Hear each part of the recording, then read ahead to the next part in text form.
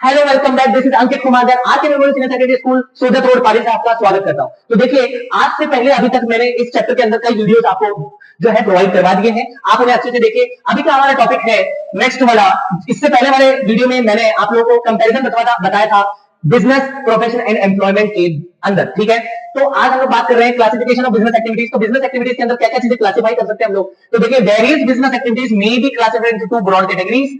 पहला है industry and दूसरा है कॉमर्स। तो दो तरह की चीजें इंडस्ट्री एंड कॉमर्स बिजनेस में एक्टिविटीज में क्लासिफाई हम लोग करते हैं। इंडस्ट्री वाला क्या पोर्शन है और दूसरा कॉमर्स वाला क्या पोर्शन है, ये अभी हम लोग डिस्कस करने वाले हैं। क्लियर? तो देखिए, इंडस्ट्री का मतलब यहां पे बताया हुआ, industry is concerned with the production और processing of goods and materials. तो इंडस्ट्री आपसे पूछा भी जा सकता है एग्जाम में, what do you mean by industry. तो इंडस्ट्री का मतलब आपको बताया हुआ, industry is concerned with the production, जिसमें जहां पर प्रोडक्शन होता है, जहां पे प्रोसेसिंग होता है किसका, गुड्स एंड मटेरियल्स का, गुड्स का और मटेरियल्स का प्रोडक्शन एंड प्रोसेसिंग का काम होता है। ठीक है, तो देखिए इसमें कमर्शियल में, देखिए commercial includes all those activities, इसमें सारी ऐसी एक्टिविटीज आएंगे which are necessary for the facilitating the exchange of the goods and services। तो कमर्शियल में क्या होगा कि गुड्स एंड सर्विसेज को प्रोवाइड करवाने के लिए कोई जो भी नेसेसरी एक्टिविटीज होंगी, वो सारी नेसेसरी एक्टिविटीज इसमें आएंगी। क्लियर? ठीक है, तो हम लोग देखते हैं कि इसको ब्रॉड लेवल पे डिस्कस करते हैं हम लोग कि क्या होने वाला है। इसका मतलब, on the basis of these two categories we may classify business form into industrial and commercial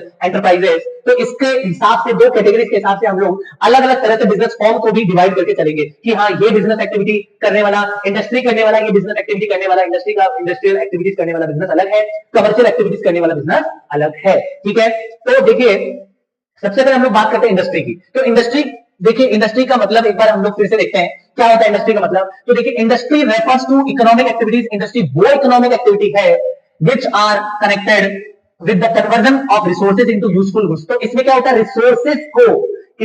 resources को यूजफुल गुड्स में कन्वर्ट किया जाता है। क्या किया जाता है? कन्वर्ट किया जाता है। जैसे सपोज दैट आप नेचुरल रिसोर्सेज की बात करते हो। नेचुरल रिसोर्सेज में क्या आता है, जैसे सपोज दैट कॉटन है, वो हमारा नेचुरल रिसोर्स है। तो कॉटन से हम लोग जो कपड़े बना रहे हैं, क्लोथ्स बना रहे हैं, तो वो हम लोग यूजफुल गुड्स में उसे कन्वर्ट कर रहे हैं। तो वही सब चीजें इसमें आएगी इंडस्ट्री के अंदर। क्लियर? ठीक है, तो देखिए generally the term industry is used for the activities in which mechanical appliances and technical skills are involve. जिसमें मैकेनिकल और टेक्निकल स्किल्स, मैकेनिकल अप्लायंसेज यानी कि जैसे आप जो प्रोडक्शन का काम करेंगे, इंडस्ट्री के अंदर काम करेंगे, वो फैक्ट्री से करेंगे। मैकेनिकल जो अप्लायंसेज होंगे वहां पे, ठीक है, मशीन्स होंगी, और टेक्निकल स्किल्स की भी इसमें जरूरत पड़ती है। ठीक है, ये सब इन्वॉल्व होती है। These include activities relating to the producing और processing of goods as well as. तो इसमें प्रोड्यूसिंग एंड प्रोसेसिंग होगा गुड्स का। कैसे होगा? फैक्ट्री के अंदर यही होता है। जैसे आप लोग अलग अलग स्टेज पर क्या करते हैं, अलग अलग स्टेज पर आप प्रोडक्शन करते हैं और उसका प्रोसेसिंग करते हैं। ठीक है, इसमें ब्रीडिंग होगा, ठीक है, एंड रेजिंग ऑफ एनिमल। तो प्लांट की ब्रीडिंग भी होती है इसमें, एंड एनिमल भी रेजिंग की एक्टिविटीज इसमें होती है। ठीक है, the term industry is also used to mean groups of firms producing similar और रिलेटेड गुड्स। तो इसमें क्या होता है, इंडस्ट्री उसके लिए भी यूज होता है जिसमें ग्रुप्स ऑफ फर्म्स, बहुत सारे groups of firms producing similar और रिलेटेड गुड्स, यानी सिमिलर एक जैसा काम कर रहे हैं या फिर रिलेटेड काम कर रहे हैं। ठीक है, तो उसके लिए भी इंडस्ट्री होता है। जैसे आप अगर बोलोगे क्लोथ की इंडस्ट्री का मतलब क्या हुआ, क्लोथ की इंडस्ट्री का मतलब ये हुआ कि जितने भी तरह के क्लोथ की इंडस्ट्रीज हैं, जितने भी तरह की फैक्ट्रीज हैं, वो सारी उसमें आ गई। क्लियर? ठीक है, for example all manufacturing units producing textile goods from cotton. ठीक है, तो कॉटन की जैसे मैंने अभी क्लोथ्स के बारे में बताया, तो कॉटन टेक्सटाइल इंडस्ट्री में वही चीज होती है। अगर हम कॉटन टेक्सटाइल इंडस्ट्री के बारे में बात करेंगे, वो सारी फैक्ट्रीज, सारे प्रोडक्शन हाउसेज आ जाएंगे जहां पर कॉटन टेक्सटाइल का काम होता है। ठीक है, similarly electronic industry would include all the firms producing electronic goods and so on। तो इलेक्ट्रॉनिक इंडस्ट्री के अंदर इलेक्ट्रॉनिक गुड्स जो बनाते हैं वो सारी इंडस्ट्री आ जाएगी। क्लियर? ठीक है, further in common airlines certain services like banking and insurance are also referred to as industry। Industry के यही से बनते हैं। जैसे बैंकिंग इंडस्ट्री है तो सारे के सारे बैंक्स आ जाएंगे। ठीक है, इंश्योरेंस है तो इंश्योरेंस इंडस्ट्री में सारी इंश्योरेंस कंपनीज आ जाएंगी। क्लियर? तो आगे इसमें देखते हैं say banking industry and insurance, जिसे बैंकिंग और इंश्योरेंस इंडस्ट्री बोला जाता है। आगे देखिए, इंडस्ट्रीज में भी divided into 3 broad categories. Industry को भी 3 कैटेगरीज में डिवाइड किया जाता है। सबसे पहले हम लोगों ने बिजनेस एक्टिविटी देखी। बिजनेस एक्टिविटी के अंदर 2 क्लासिफिकेशन देखे, क्या क्या, इंडस्ट्री एंड कॉमर्स। और इंडस्ट्री के अंदर भी 3 तरह की कैटेगरीज होती है, प्राइमरी, सेकेंडरी एंड टेरिशरी। ठीक है, तो प्राइमरी, सेकेंडरी एंड टेरिशरी क्या होता है उसे भी देखते हैं हम लोग। ठीक है, तो देखिए सबसे पहले हम लोग देखते हैं प्राइमरी इंडस्ट्री। तो ये जो इंडस्ट्री है, प्राइमरी इंडस्ट्री, ये क्या करती है, ये जो भी नेचुरल रिसोर्सेज है वो इसी नेचुरल रिसोर्सेज को जो है नेचुरल रिसोर्सेज के ऊपर बेस्ड होती है। कैसे? देखिए, these include all those activities which are connected with the extraction and production of natural resources. अब आप एक्सट्रैक्शन एंड जो प्रोडक्शन है नेचुरल रिसोर्सेज का वो कैसे समझ सकते हो? जैसे सपोज दैट आपने प्लांट को आपने जो है प्लांटेशन किया, तो प्लांटेशन क्या हो गया? वो प्रोडक्शन हो गया। क्या हो गया? प्रोडक्शन में आ गया। एक्सट्रैक्शन का मतलब क्या हो गया कि जो भी माइनिंग के थ्रू आपने कोई चीज, कोयला जैसे कोल है नेचर से निकाल रहे हो, राइट? ठीक है, नेचुरल गैस जो है वो आप जो है वो नेचर से निकाल रहे हो, जो है जमीन से निकाल रहे हो आप लोग। तो ये सारी चीजें जो है वो क्या हो गया? एक्सट्रैक्शन हो गया। क्या हो गया? एक्सट्रैक्ट कर रहे हो आप नेचुरल रिसोर्सेज। ठीक है, and reproduction and development of living organism. तो लिविंग ऑर्गेनिज्म में प्लांट्स आ जाए। ठीक है, तो रिप्रोडक्शन भी कर रहे हैं हम लोग, एक बार प्रोडक्शन नहीं कर रहे, कई बार प्रोडक्शन कर रहे हैं, रिप्रोडक्शन कर रहे हैं। ठीक है, एनिमल्स का भी कर रहे हैं, लिविंग ऑर्गेनिज्म, इसमें सारी चीजें आ जाती है। ठीक है, इसमें जानवर भी आ जाते हैं, एनिमल्स भी आ जाते हैं और प्लांट्स भी आ जाते हैं। क्लियर? उनकी आप ब्रीडिंग करवा के रिप्रोडक्शन करवाते हैं। These are divided into follows. तो देखिए, इसमें सबसे पहले देखते हैं कि प्राइमरी इंडस्ट्री के क्या क्या पार्ट्स है। तो सबसे पहले एक्सट्रैक्टिव इंडस्ट्री। एक्सट्रैक्टिव इंडस्ट्री में क्या होगा? जो भी नेचुरल रिसोर्सेज है उससे आप लोग एक्सट्रैक्ट करेंगे। जैसे आप लोगों ने जमीन से क्या निकाला? गोल्ड निकाला। ठीक है, आपने जमीन से क्या निकाला? आपने कोल निकाला, तो आप एक्सट्रैक्ट कर रहे हो। ठीक है, राइट? वाटर को भी आप अगर जमीन से निकाल रहे हो तो वो एक्सट्रैक्शन ही माना जाएगा। ठीक है, these industries extract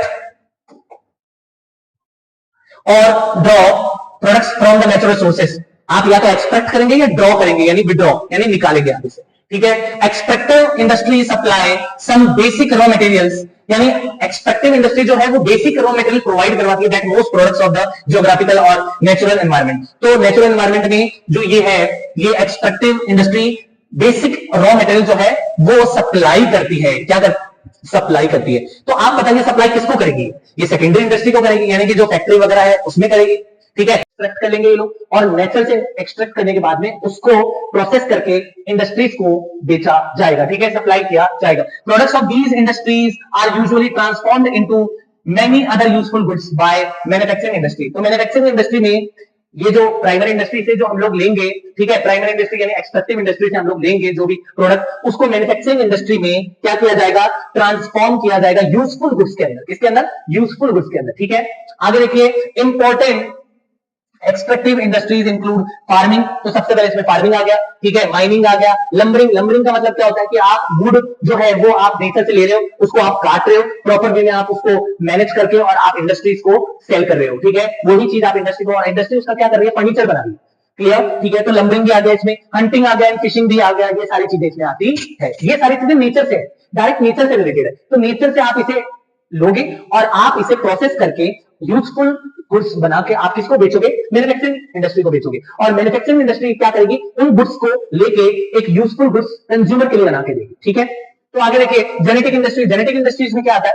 these industries are engaged in breeding plants and animals और their use in further reproduction. तो ब्रीडिंग इसमें करवाई जाती है, किसकी करवाई जाती है? प्लांट्स की और एनिमल्स की, दो चीजों की इसमें ब्रीडिंग करवाई जाती है। ब्रीडिंग करवाने का मतलब क्या होगा? रिप्रोडक्शन से रिलेटेड हो गया, यानी हम कोई चीज जो है वो चीज उगा रहे हैं और वो चीज उगाने के बाद में जब उसका यूज हो रहा है, ठीक है, प्लांटेशन करने के बाद उसका यूज कर रहे हैं, उसी तरीके से हम लोग एनिमल्स के साथ भी इसमें करते हैं। ठीक है, तो इसमें जैसे आपने पोल्ट्री फार्मिंग देखी, तो पोल्ट्री फार्मिंग क्या होगा? पोल्ट्री फार्मिंग में हम लोग रेस करेंगे। ठीक है, जितने भी जो है चिकन्स वगैरह हैं, जिनको हम लोग चिकन्स बोलते हैं। ठीक है, तो उनसे हम लोग क्या करेंगे? उनसे हम लोग एग्स के लिए हम लोग पोल्ट्री फार्मिंग करते हैं। ठीक है, बाद में हम लोग और ज्यादा इसको रिप्रोड्यूस करते हैं, रिप्रोडक्शन करवाते हैं इनका।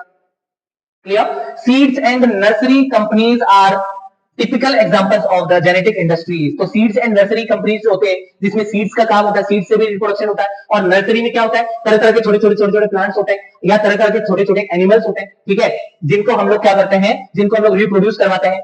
और in addition to these activities of cattle breeding, इसमें कैटल ब्रीडिंग आती है। ठीक है, जो भी ऐसे एनिमल्स हैं जिनको हम लोग पालते हैं वो कैटल ब्रीडिंग में आएंगे। ठीक है, farms, poultry farms and fish hatchery, जिसमें फिश को आप लोग रिप्रोड्यूस करवाएंगे। ठीक है, come under the genetic industry. इसमें जेनेटिक इंडस्ट्री के अंदर ये सब चीजें इंक्लूड होती है। ठीक है, आगे देखिए सेकेंडरी इंडस्ट्री। तो सेकेंडरी इंडस्ट्री के अंदर these are concerned with the using materials which have already been extracted from the primary sector. तो प्राइमरी इंडस्ट्री से जो भी चीजें मिली है वो सीधे ट्रांसफर कहां होगी? सेकेंडरी इंडस्ट्री में। और सेकेंडरी इंडस्ट्री, प्राइमरी इंडस्ट्री के बिना सेकेंडरी इंडस्ट्री का कोई भी जो है एग्जिस्टेंस नहीं हो सकता है। सबसे पहले प्राइमरी इंडस्ट्री, फिर उसके बाद सेकेंडरी इंडस्ट्री। क्लियर? तो these industries process such materials to the produce goods for final consumption for the further processing by the other industrial units। यानी कि इसमें क्या होता है, फाइनल कंजम्पशन करने के लिए आप लोग क्या करते हैं, प्राइमरी इंडस्ट्री से कोई गुड्स लेंगे और उसको आप अपने फैक्ट्री के अंदर प्रोसेस करेंगे, के लिए आप लोग उसे प्रिपेयर करेंगे, यानी कि लोगों के जो हम लोग जो मार्केट से खरीदते हैं उसके लायक उसे बनाएंगे और उसे डिस्ट्रीब्यूट करेंगे शॉपकीपर्स तक, और वो डिस्ट्रीब्यूट करने पर आप लोग उसे क्या कर सकते हैं, मार्केट में यूज करेंगे। क्लियर? तो ये सारी चीजें इसमें आती है। फॉर एग्जांपल सबसे पहले इसमें एग्जांपल देखते हैं, mining of iron ore is a primary industry. तो आयरन ओर क्या होते हैं, जो आयरन के जो टुकड़े होते हैं, छोटे छोटे जो पीसेस होते हैं, वो आयरन उससे बनाया जाता है, उसको जो है उसको हीट करके, उसको मेल्ट करके जो है हम लोग उससे आयरन बनाते हैं, राइट। तो इसमें ये सब चीजें आती है। But manufacturing of steel by way of further processing is of raw material is a secondary industry। तो मैन्युफैक्चरिंग ऑफ स्टील जो है, स्टील क्या होता है, जो स्टील को क्या करते हैं हम लोग, स्टील को हम लोग आयरन से बनाते हैं, तो आयरन से बनाने का काम भी किसमें होता है, फैक्ट्री में होता है। क्लियर? तो स्टील को आयरन से अगर हम लोग बनाएंगे तो वो काम फैक्ट्री में होगा, और वो कौन सी इंडस्ट्री में होगा,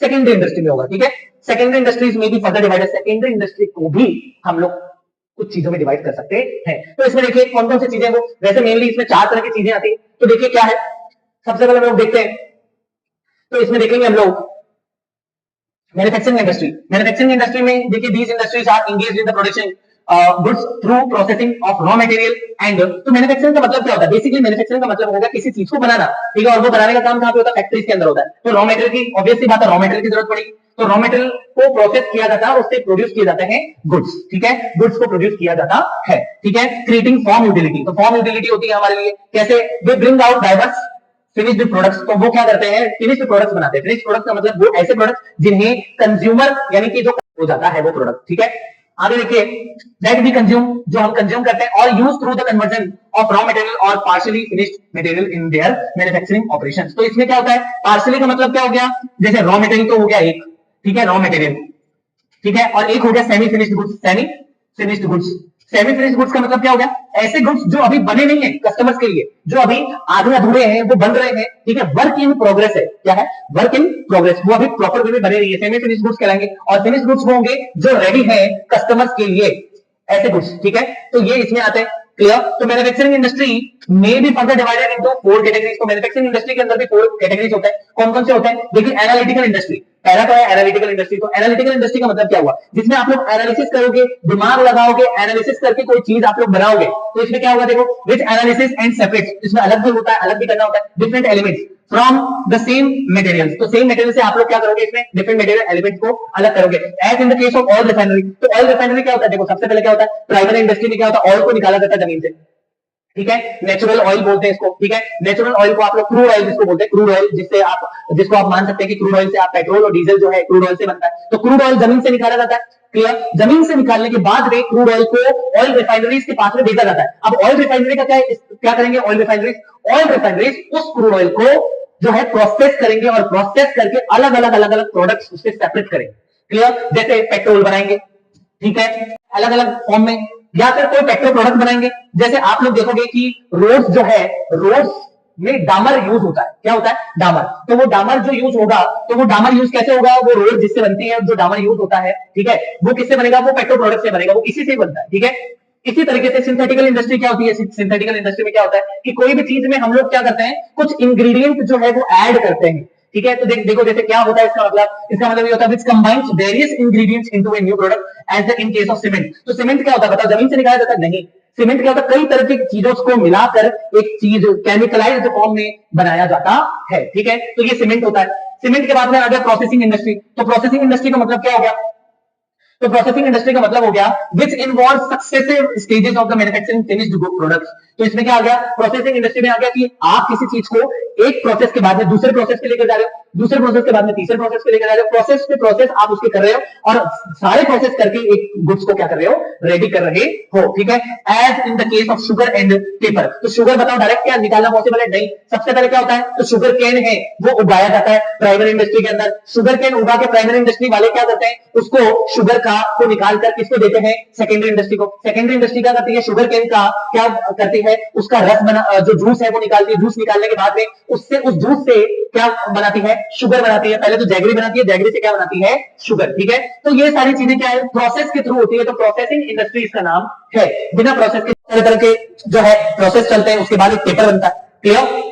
असेंबलिंग में क्या हो गया कि अलग अलग आप चीजों को असेंबल करके जोड़ के आप एक पार्ट बना रहे हो, न्यू प्रोडक्ट बना रहे हो, कंपोनेंट पार्ट्स जो है उनको जोड़ के। जैसे टेलीविजन, टेलीविजन में क्या हो गया कि स्क्रीन तो लगी किसी और कंपनी की, ठीक है, उसके अंदर जो मशीन लगी है वो किसी और कंपनी की लगी। मोबाइल के अंदर क्या हो गया, मदरबोर्ड एक अलग कंपनी का लगा है, स्क्रीन अलग कंपनी की लगी है, कैमरा अलग कंपनी का लगा है। तो इन सब चीजों को एक जगह असेंबल करके एक प्रोडक्ट बनाया जाता है, ठीक है। कार भी इसमें आ गया, कंप्यूटर भी आ गया, ठीक है। तो ये सारी चीजें असेंबलिंग इंडस्ट्री के अंदर आती है। अब कंस्ट्रक्शन इंडस्ट्रीज के बारे में बात करते हैं। अभी इंडस्ट्रीज खत्म नहीं हुआ है हमारा पोर्शन, इंडस्ट्रीज में कंस्ट्रक्शन इंडस्ट्री के बारे में बात करते हैं। तो दीज इंडस्ट्रीज के अंदर हम लोग नेक्स्ट देखते हैं, in the construction of the buildings, dams, bridges, roads, as well as the tunnels and the canals. तो ये सारी चीजें इसमें कंस्ट्रक्शन हो गई। तो कंस्ट्रक्शन इंडस्ट्री के अंदर हम लोग मेनली क्या करते हैं, इंफ्रास्ट्रक्चर को बनाने का काम करते हैं इस इंडस्ट्री के अंदर। इंजीनियरिंग एंड आर्किटेक्चरल स्किल्स की इसमें जरूरत पड़ती है, ठीक है, important part of the construction industry. तो आगे देखिए इसमें टेरिशरी इंडस्ट्री के अंदर देखिए, टेरिशरी इंडस्ट्री में these are concern with the providing support services to the primary and secondary industry. तो ये क्या करते हैं, ये प्राइमरी और सेकेंडरी सर्विसेज को सपोर्ट प्रोवाइड करवाने का काम करते हैं टेरिशरी इंडस्ट्री, ठीक है। कैसे, देखिए दीज इंडस्ट्री प्रोवाइड सर्विसेज, तो ये सर्विसेज प्रोवाइड करवाते हैं। सर्विसेज कैसे प्रोवाइड करवाते हैं, as business activities these may be considered part of the commerce because auxiliary to trade these activities assist trade. तो ये क्या करते हैं, ऑक्सिलरी टू ट्रेड, यानी कि ये सपोर्टिव एक्टिविटी होती है ट्रेड के लिए, ट्रेड की सपोर्टिव एक्टिविटी का जो है ये जो एक्टिविटी प्रोवाइड करवाते हैं, असिस्ट करते हैं, ये ट्रेड को सपोर्ट करते हैं, ट्रेड को कैसे करते हैं ये आगे देखते हैं। जैसे suppose that included in this category are transport, banking, insurance, warehousing, communication, packaging and advertising. तो ये देखिए ये सारी चीजें क्या होती है, इनके बिना क्या बिजनेस हो सकता है, क्या कि कोई इंडस्ट्री जो है रन कर सकती है, नहीं कर सकती। इन सब चीजों की जरूरत पड़ती है और ये हमेशा सपोर्ट जो है वो प्रोवाइड करवाएंगे दोनों तरह की इंडस्ट्री को, प्राइमरी इंडस्ट्री को भी एंड सेकेंडरी इंडस्ट्री को। क्लियर। तो आगे देखिए इसमें अब आगे हम लोग बात करते हैं किसकी, हम लोग बात करते हैं कॉमर्स की। तो कॉमर्स क्या होता है, commerce include two types of activity. इसमें ट्रेड भी आ गया और ऑक्सिलरीज टू ट्रेड भी आ गया। तो ट्रेड का मतलब तो क्या हो गया, व्यापार, है ना। तो इंटरनल ट्रेड और एक्सटर्नल ट्रेड, इंटरनल ट्रेड का मतलब देश के अंदर होने वाला व्यापार, और एक्सटर्नल ट्रेड यानी कि इंपोर्ट और एक्सपोर्ट होता है जो बाहर की कंट्रीज के, जो देश के बाहर होने वाला एक्सटर्नल ट्रेड कहलाएगा, देश के अंदर होने वाला इंटरनल ट्रेड कहलाएगा। तो देखिए इसके अंदर buying and selling of goods is termed as trade, trade कहा जाएगा, बाइंग और सेलिंग करने को ट्रेड कहा जाता है, व्यापार कहा जाता है। But there are lot of activities required to be facilitated to the purchase and sale of the goods, these are called services और ऑक्सिलरी टू ट्रेड। तो इसमें बहुत सारी तरह की सर्विसेज भी आती है जिसको हम लोग क्या बोलते हैं, सर्विसेज बोलते हैं या फिर क्या बोलते हैं, ऑक्सिलरी टू ट्रेड, ठीक है, ऑक्सिलरीज टू ट्रेड, ठीक है। एंड इंक्लूड, जिसमें ट्रांसपोर्ट इंक्लूड होता है, जो हमने डिस्कस किया था, banking, insurance, communication, advertisement, packaging, warehousing यानी गोडाउन वाली जो फैसिलिटीज होती है, सर्विसेज होती है, ठीक है, ये सारी चीजें इसमें आती है। तो देखिए commerce therefore includes both buying and selling of the goods. Commerce के अंदर क्या होता है, ट्रेड भी आएगा, यानी ट्रेड का मतलब हो गया buying and selling of the goods, और उसके अंदर क्या आएगा, ऑक्सिलरीज टू ट्रेड भी आएगा, जैसे ये ट्रांसपोर्ट, बैंकिंग, ये सब हमने जो अभी देखा, एडवर्टाइजमेंट, ये सब चीजें। तो कॉमर्स के अंदर दो तरह की चीजें आती है, पहला ट्रेड और दूसरा ऑक्सिलरीज टू ट्रेड, ठीक है, सपोर्ट करने वाली, ट्रेड को सपोर्ट करने वाली चीजें, ठीक है। तो देखिए commerce provides all the necessary link between the producers and the consumer. तो कॉमर्स क्या करता है, लिंक प्रोवाइड करवाता है, लिंक करवाता है, किसको, प्रोड्यूसर्स और कंज्यूमर्स के बीच में लिंक करवाने का काम कौन करता है, कॉमर्स करता है, ठीक है। It embraces all those activities, इसके अंदर सारी वो एक्टिविटीज आती है which are necessary for the maintaining of the free flow of goods and services. तो इसमें क्या हो गया, इसमें वो सारी तरह की एक्टिविटीज आएंगी जिसमें क्या होता है, free flow of goods, goods का फ्लो हो सके फ्रीली, ठीक है, बहुत अच्छे वे में, स्मूथ फ्लो में। अब ये चार्ट देखिए, चार्ट में हम लोगों ने क्या क्या देख लिया, बिजनेस के बारे में हम लोगों ने पढ़ लिया, इंडस्ट्री के बारे में पढ़ लिया। इंडस्ट्री के बारे में, इंडस्ट्री और कॉमर्स दो पार्ट होते हैं। पहले इंडस्ट्री के बारे में हमने प्राइमरी इंडस्ट्री देख लिया, सेकेंडरी इंडस्ट्री देख लिया, टेरिशरी इंडस्ट्री देख लिया। प्राइमरी के अंदर दो पार्ट देख लिए हम लोगों ने, एक्सट्रैक्टिव और जेनेटिक देख लिया हमने। फिर उसके बाद सेकेंडरी के अंदर भी दो पार्ट देख लिए, मैन्युफैक्चरिंग और कंस्ट्रक्शन, ठीक है, और टेरिशरी अभी अभी हमने पढ़ी लिया, क्लियर। और कॉमर्स के अंदर हमने क्या देखा, ट्रेड और auxiliary to trade. Trade, auxiliary to trade के अंदर हमने warehousing, transportation, insurance, banking, ये सब हमने पढ़ लिया। ट्रेड के अंदर मैंने आपको बताया एक तो इंटरनल ट्रेड होता है और एक एक्सटर्नल ट्रेड होता है। इंटरनल ट्रेड के अंदर होलसेल रिटेलर आता है जो इंडिया के अंदर ही होगा या किसी कंट्री के अंदर ही होगा, क्लियर। और एक्सटर्नल के लिए होगा एक्सपोर्ट, इंपोर्ट और एंटरपोर्ट। तो इन तीनों के बारे में भी हम लोग बाद में डिस्कस करेंगे, ठीक है।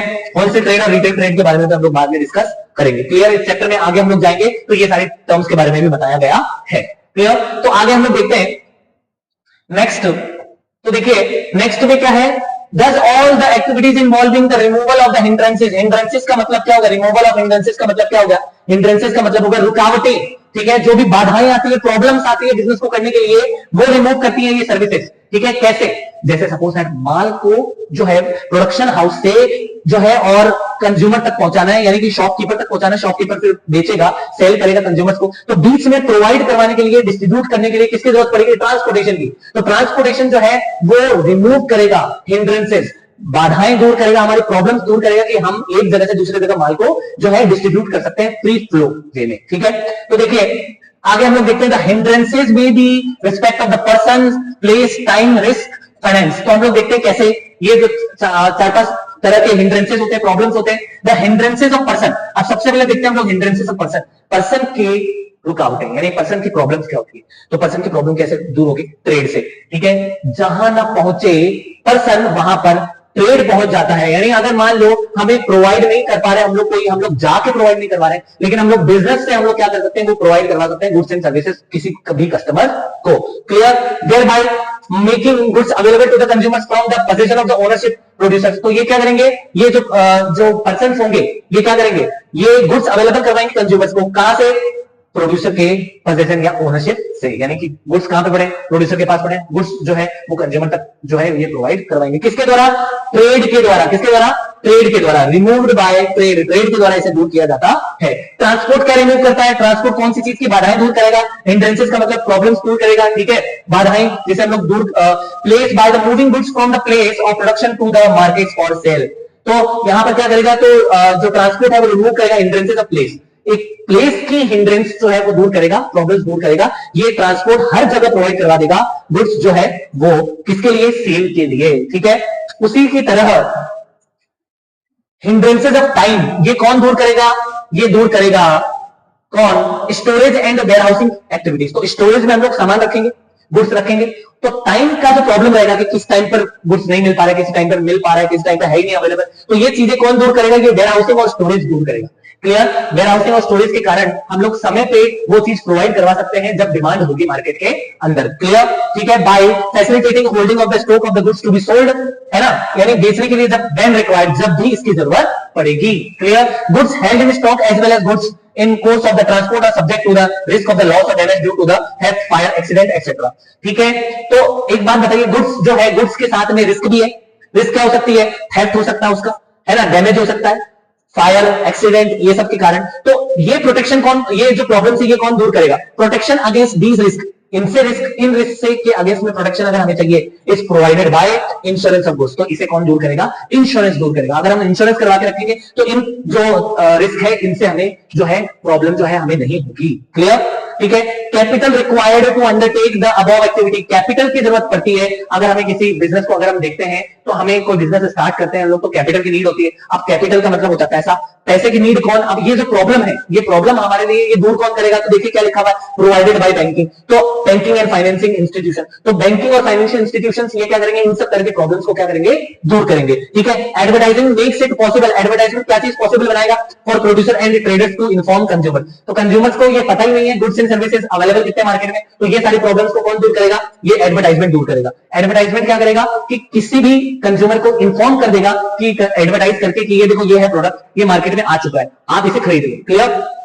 ठीक है, आगे देखिए about the goods and services available in the market. ठीक है, hence commerce is said to be consist of the activities of removing the hindrances of the person, place, time, risk and finance and information in the process of exchange of the goods and services. तो hindrances of जो ये चीजें हैं, hindrances, तो hindrances को कई तरह से दूर किया जा सकता है, कई तरह के hindrances को। ठीक है, तो आगे देखिए हम लोग एक और लास्ट हमारा टॉपिक है trade and auxiliary to trade.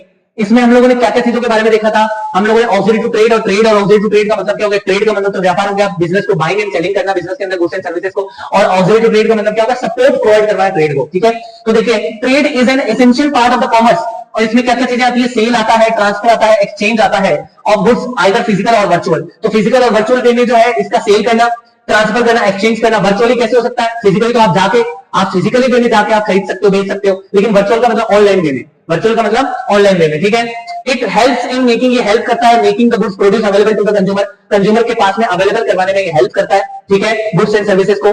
और these days goods are produce on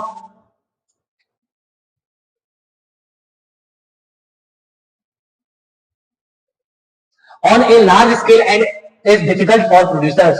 तो आज के टाइम पे क्या हो रहा है, लार्ज स्केल पर जो है वो प्रोडक्शन हो रहा है, तो डिफिकल्ट क्या होगा प्रोड्यूसर्स के लिए कि रीच आउट नहीं हो सकता वो इंडिविजुअल बायर के पास में। तो अलग अलग बायर होते हैं मार्केट के अंदर, ठीक है, तो इंडिविजुअल बायर के पास में वो माल पहुंचे कैसे, तो वो पहुंचने के लिए ही जो है ये सारी चीजें प्रोवाइड करवाता है कौन, auxiliary to trade. Auxiliary to trade ये सारी प्रॉब्लम्स को दूर कर देगा, ठीक है। Businessman are engaged for trading activities to make the goods available to the consumers in different market. दिन रात जो है ट्रेडर्स बिजनेसमैन इसी चीज में एंगेज होते हैं, इसी चीज में बिजी होते हैं कि वो कैसे भी करके ट्रेडिंग एक्टिविटीज को, गुड्स को जो है वो कंज्यूमर तक अवेलेबल करवा पाए, ठीक है, डिफरेंट मार्केट में, डिफरेंट मार्केट्स में। In the absence of trade, trade के एब्सेंस में यानी व्यापार अगर होगा ही नहीं तो क्या होगा, it would not be possible, ये पॉसिबल ही नहीं हो पाएगा क्या कि production activity on large scale, large scale पर प्रोडक्शन हो ही नहीं पाएगा। क्योंकि लार्ज स्केल पर प्रोडक्शन क्यों होगा, क्योंकि वो प्रोडक्ट कंज्यूमर तक तो पहुंच नहीं पा रहा है। अगर ट्रेड नहीं होगा तो कंज्यूमर तक क्या पहुंच पाएगा, नहीं पहुंच पाएगा, सेल एंड परचेज ही नहीं हो पाएगा तो वो प्रोडक्शन हो ही नहीं पाएगा उसका। तो लार्ज स्केल पर जो है कोई भी गुड्स प्रोड्यूस नहीं हो पाएगा,